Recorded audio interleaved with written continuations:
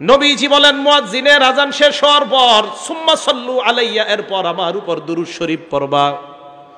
ফাইন্নাহু মান সাল্লা আলাইয়া ওয়াহিদা, আমার উপর একবার কেউ যদি দুরূদ পড়ে সাল্লাল্লাহু আলাইহি আশারা, ওই মুহূর্তে আল্লাহ তার উপর 10টা রহমত নাজিল করে দেয়। এবার আমার সাথে বলেন, আপনার আযানের পর প্রথম কাজ আমাদের কি করা? এরপর আল্লাহুম্মা রাব্বা হাযিহিদ দাওয়াতিত তাম্মাহ, যে দোয়াটা পড়া। তাহলে 1 নাম্বার বলেন তো, দুরূদ কখন পড়বো? আযানের পর। বলেন আপনারা, দুরূদ কখন পড়বো? মা বোনরা মনে রাখবো, আযান শেষে দুরূদ পড়বো, এরপর দোয়া। 2 নাম্বার, জুমার নামাজের দিন, আজকে কি বার ছিল? শুক্রবার। এই জুমার দিন বেশি বেশি দুরূদ পড়া। নাসাই শরীফের হাদিস 1374 নাম্বার হাদিস। ক্বালা রাসূলুল্লাহি সাল্লাল্লাহু আলাইহি ওয়াসাল্লাম, আল্লাহ নবী বলেন, ইন্না মিন আফযলি আইয়ামিকুম ইয়াউমাল জুমআ, মনে রাখবা তোমরা দিনের মধ্যে সবচেয়ে শ্রেষ্ঠ দিন হলো জুমার দিন। বলেন সুবহানাল্লাহ। বলেন তো আপনারা, 7 দিনের মধ্যে শ্রেষ্ঠ দিনটার নাম কি? জুমার দিন। নবীজি বলেন, ফিহি খুলিকা আদম, এই দিনে আদম আলাইহিস সালাতু ওয়াস সালামকে সৃষ্টি করা হয়েছে। অফিহি কুবিজা, আদম নবীকে এই দিনে দুনিয়া থেকে উঠায় নেওয়া হয়েছে। এবার আপনাদের কাছে জানতে চাই, বলেন তো আদম নবীর সৃষ্টি কি বারে? আদম নবীর ইন্তেকাল কি বারে? অফিহি আন-নাফাখা, শুক্রবার দিন ইসরাফিল সিংহায় ফু দিবে। অফিহি আস-সাইকা, শুক্রবার দিন কিয়ামতের ময়দান কায়েম হবে। তাহলে আপনারা বলেন তো, আদম নবীর সৃষ্টি কি বার? আদম নবীর ইন্তেকাল কি বার? সিংহায় ফু দেওয়া হবে কি বারে? কিয়ামত কায়েম হবে কি বারে? দেখছেন কত সুন্দর একটা জিনিস জানলেন। আদম নবীকে খলিকা ফিহি আদম, শুক্রবার দিন আদম নবীকে সৃষ্টি করা হয়েছে। এরপরে অফিহি কুবিজা, শুক্রবার দিন আদম নবীর জানটা নেওয়া হয়েছে। অফিহি আন-নাফাখা, শুক্রবার দিন সিংহায় ফু দেওয়া হবে। অফিহি আস-সাআকা, শুক্রবার দিন কিয়ামত কায়েম হবে। তো এটা কেন বললাম? এবার নবীজি বলেন, শোনো তোমরা, এই শুক্রবার দিন তোমরা আমার উপর বেশি বেশি দুরূদ শরীফ পাঠ করবা। সাহাবাদেরকে আল্লাহ নবী বলেন, ফাইন্না সালাতাকুম মারুদাতুন আলাইয়া, আমার উম্মতের দল, তোমাদের দুরূদ আমার কাছে পেশ করা হয়। সাহাবারা বললেন, ইয়া রাসূলুল্লাহ কাইফা তু'রাদু সালাতুনা আলাইকা, আপনার কাছে কিভাবে দুরূদ পেশ করা হয়? ওয়াকাদ আরামতা, আপনারা ইন্তেকাল করবেন। হুজুর, ইন্তেকালের পরে আবার আপনার উপর দুরূদ কিভাবে যাবে?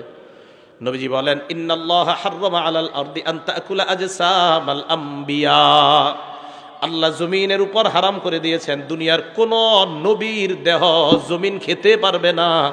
সমস্ত নবীদের দেহ খাওয়া জমিনের উপর আল্লাহ হারাম করে দিয়েছেন। নবীদের দেহ মাটি খেতে পারে না। নবীদের ব্যাপারে আসছে, আল আম্বিয়া ও আহিয়াউন ফি কুবুরিহিম, নবীরা তাদের কবরের মধ্যে জীবিত, ইউসাল্লুনা, কবরে তারা সালাত আদায় করতেছে। তাহলে নবীজি সাল্লাল্লাহু আলাইহি সাল্লাম বলেন, দুরূদ পড়লেই আমার কাছে এটা পেশ করা হয়। এগুলো 2 নাম্বার। 1 নাম্বার কিসের পরে দুরূদ পড়া? আজানের পরে। 2 নাম্বার কি বারে? শুক্রবারে বেশি দিন দুরূদ। 3 নাম্বার, এই যে মজলিসে বসা, এই মজলিসের মধ্যে অন্তত একবার হলেও দুরূদ পড়তে হবে। তিরমিজি শরীফের হাদিস, হাদিস নাম্বার 3380 নাম্বার হাদিস, 3380।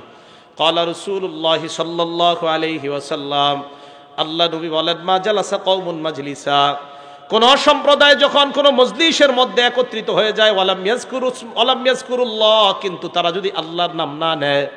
বলেন তো, আজকে মজলিসের মধ্যে আমরা আল্লাহর নাম নিয়েছি কি নেই? নাই, নিছি আমরা। যদি তারা আল্লাহর নাম না নেয়, ওয়ালাম ইউসাল্লু আলা নাবিয়্যিহিম, নবীর উপর যদি তারা দুরূদ না পড়ে, ইল্লা কানা আলাইহিম তিরাতা, তাদের উপর আল্লাহর পক্ষ থেকে লাঞ্ছনা, বঞ্চনা, গজব। নাউজুবিল্লাহ। আমরা যদি আজকে এখানে আল্লাহর নাম না নিতাম, আমরা যদি দুরূদ না পড়তাম, তা আমাদের উপর আল্লাহর পক্ষ থেকে বঞ্চনা আসতো, গজব আসতো, আযাব আসতো। তাহলে আমরা দুরূদ পড়ছি না আজকে, এবং আমরা আল্লাহর নামও নিয়েছি। ফাইন শাআ আযাবাহুম, আল্লাহ চাইলে তাদেরকে শাস্তি দিবে, ওয়া ইন শাআ গফারা লাহুম, চাইলে তাদেরকে মাফ করে দিবে। তাহলে কোনো মজলিসের মধ্যে অন্তত একবার হলে সবাই দুরূদ পড়তে হবে। এগুলো 3 নাম্বার। 4 নাম্বার, মসজিদে ঢোকার সময় দুরূদ পড়া, মসজিদ থেকে বের হওয়ার সময় দুরূদ পড়া।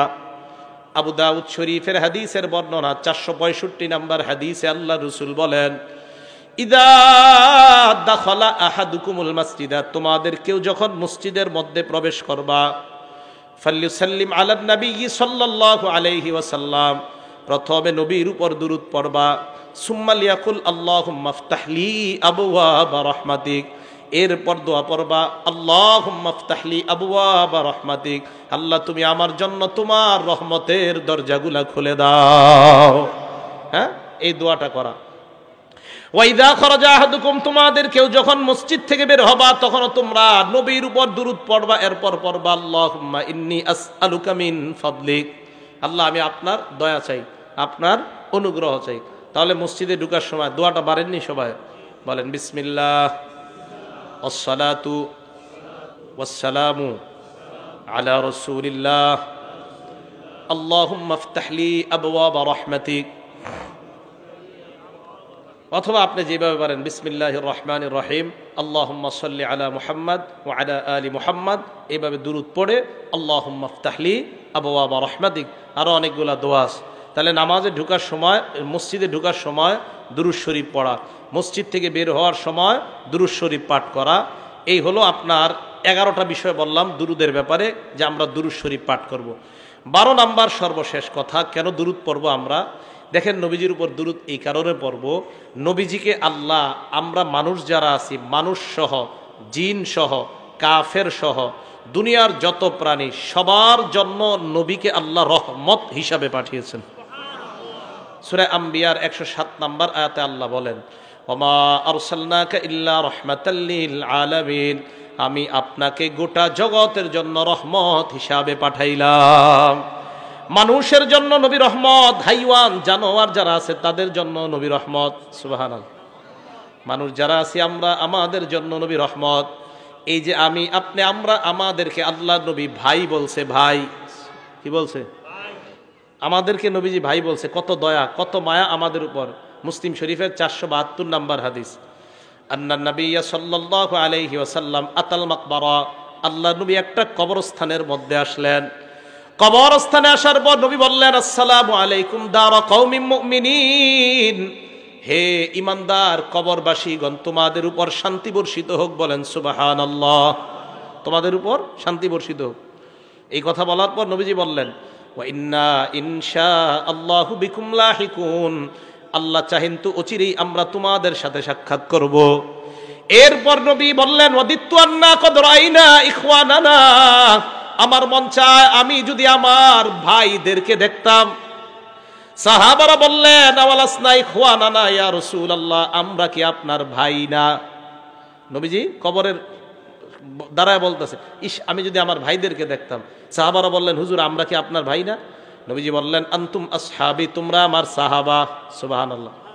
ওয়া ইখওয়ানুনা আল্লাযীনা লাম ইয়াতু বাদু, আমার ভাই হলো তারা যারা এখনো দুনিয়াতে আসে নাই। আমরা সাহাবারা বললেন, কাইফা তারিফু মিন উম্মাতিকা, কিভাবে আপনি আপনার উম্মতের মধ্যে তাদেরকে চিনবেন যাদেরকে আপনি দেখেন নাই? লাম ইয়াতু বাদু, যারা এখনো দুনিয়াতে আসে নাই। কিয়ামতের মাঠে আপনার ওই ভাইদেরকে কিভাবে চিনবেন? নবীজি বললেন, এটা একটা কথা বললা? কয় হুজুর কিভাবে চিনবেন? আল্লাহ নবী কয়, শোনো তোমরা, আর আইতালাউ আদনা রাজুলান লাহু খাইলুন, কোন ব্যক্তির একটা প্রাণী আছে, একটা প্রাণী আছে, এই প্রাণীটা গুররুম মুহাজ্জালা, দেখতে বড় চমৎকার, কপাল সুন্দর, হাত সুন্দর, পা সুন্দর, বাইনা জহরাই খাইলিন বুহমিন ফি দুহমিন বুহমিন, কালো প্রাণীর মধ্যে সাদা প্রাণীটা, আলা ইয়ারিফু খাইলা, সে কি তার প্রাণীটা চিনবে কি চিনবে না? একটা সাদা প্রাণী যদি অসংখ্য অগণিত কালো প্রাণীর মধ্যে থাকে, বলেন আপনারা ওই সাদা প্রাণীটাকে তার মালিক চিনতে পারবে কিনা? আল্লাহ নবী বলেন, শোনো তোমরা, আমার ভাই হলো তারা যারা কিয়ামতের ময়দানে উপস্থিত হবে। ইয়াতুনানা, এমন অবস্থায় আসবে, গুররাম মুহাজ্জালিনা মিনাল উযু, তারা উযু করার কারণে তাদের হাতগুলা, কপালগুলা এমন ভাবে চকচক করবে, কিয়ামতের ময়দানে কোটি কোটি মানুষের মাঝে আমার ওই চকচক করা কপাল আর হাতওয়ালা ভাইদেরকে চিনতে আমার নবীর কোনো সমস্যা হবে না। চিনবে আমাদের। উযু করতে হবে সুন্দরভাবে।